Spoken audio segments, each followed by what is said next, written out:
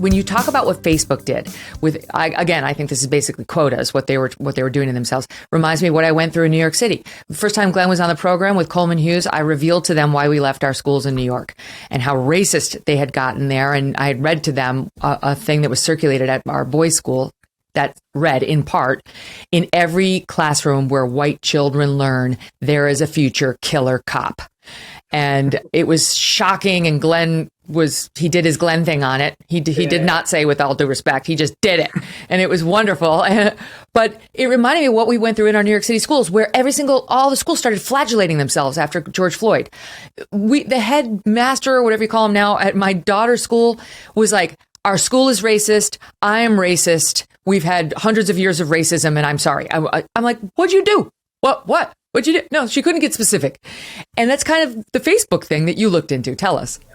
Well, that one is more about they won't admit that it's a pipeline problem, and they have to just consistently plow millions of dollars into well-polished TV campaigns to promise to do better and to promise to boost diversity. And what you just said also, when Glenn was talking, it got me thinking about the fact of how awkward, though, and comically tragic this kind of colossus, though, of progressive right think, how tragic and comical it gets when they are confronted with the problematic reality of Asian excellence, that it keeps changing how they deal with it.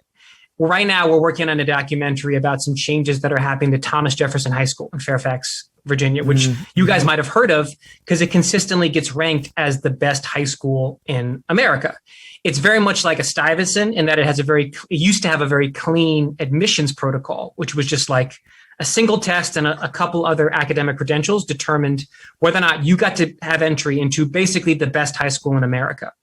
But it's been awkward because the children of poor Korean and Vietnamese and Chinese families in Northern Virginia have been dominating the test. And as of 2 years ago, it was like 78% of Thomas Jefferson High School is Asian, right? But then flash forward to the summer of 2020, America's racial reckoning, and the principal of Thomas Jefferson High School sends a missive, very much like what you were talking about, Megyn, a missive to all the parents of Thomas Jefferson High School about how they need to do better, about how they failed to be diverse, about how all the latent white supremacy in the school. And in this documentary we have, the person who is reading this letter is one of the parents at Thomas Jefferson High School. She immigrated from China in the 80s, and literally she and her family have escaped the Cultural Revolution. That's the person who's being lectured to about their privilege, is being lectured to about their unfair position in the intersectional pyramid. And it's just obscene. It's ridiculous, right? And most of them are lower middle class, working class. And it's just that the only thing they spend their money on is test prep. That's the only thing they spend their money and time on. And they have a culture that values academic excellence. And that's what accounts for their astonishing success at a place like Thomas Jefferson High School. And you get to watch the weird, warped doublespeak of the establishment when they're trying to explain that as also an outgrowth of white supremacy. I mean, it's crazy making. You see it sometimes when you look at the Indian American community. These are people who are brown people who they don't count either. They have a culture that values hard work and merit and just challenge within the school districts, and yet they're not sort of. I have a lot of Indian friends who are like, where do I fit? Do I get to go to the diversity group? Am I wanted there? Because I don't feel like I am, and yet I've suffered certain acts of discrimination, just like most people of color at some point in their life. And also, we've talked about this before, I think, Glenn, but immigrants in this country who are black people who are not American born. A lot of whom have the same very strong work ethic and will eschew some of these narratives about the black experience in America. They sort of get lobbed off from the narrative by BLM Central too. You don't understand because you're not descended from slaves, which a lot of black Americans are not descended from slaves either. Right? It was like, you're not descended from slaves, so you can't understand the true black experience and you can't speak to American racism. Yeah, well, what this reveals actually is that we're in the 21st century, and this is a great dynamic, moving target country. This country is evolving, and the world is evolving. The world is getting small.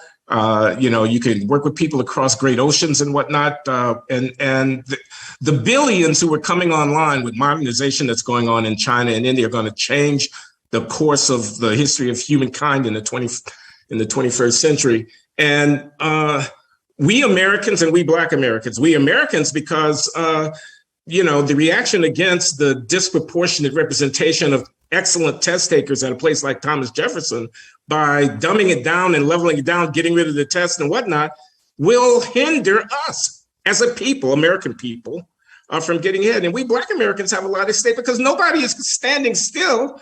They're moving forward. It's like Roland says, I think at some point in Rob's documentary that you got to ask the white kids to take Thursday and Friday off if you want the Black kids to catch up. And nobody's taking Thursday and Friday off. And these Asian kids are certainly not taking Thursday and Friday off.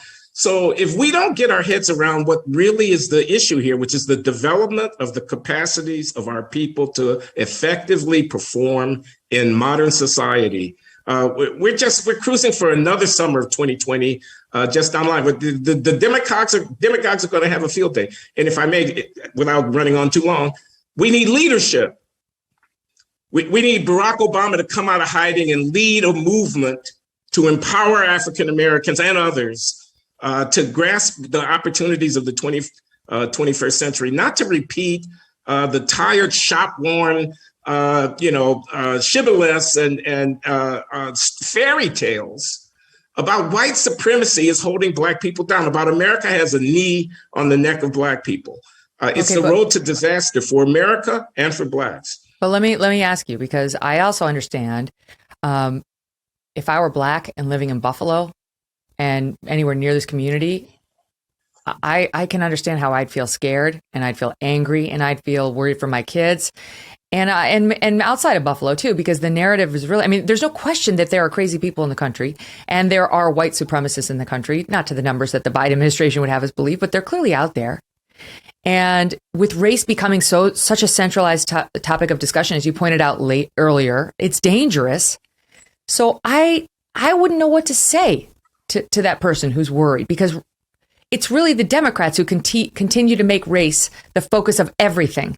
You cannot avoid it these days. And then you see a story like that where this guy has clearly racist thoughts and writings. And what would you say? To Black Americans now worried about their safety?